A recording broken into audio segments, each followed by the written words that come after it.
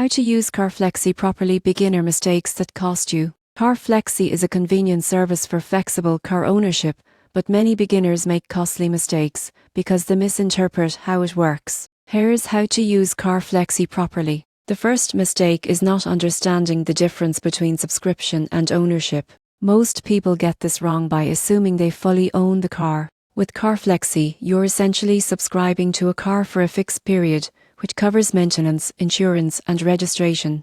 This can save money, but you need to know the limits. Second mistake, ignoring mileage restrictions. You won't believe how often users exceed the agreed mileage and incur penalties. Check your plan's mileage limits and choose a plan that matches your daily commute and weekend trips. Third mistake, overlooking insurance coverage. The surprising truth is that Car Flexi insurance often has conditions for accidents, off-road use, or modifications. Read the fine print carefully to avoid unexpected costs. Fourth mistake, neglecting cancellation terms. Beginners often assume they can end the subscription anytime. Car Flexi has notice periods and potential fees for early termination. Always confirm the policy before signing up. Finally, failing to compare plans with alternatives is common.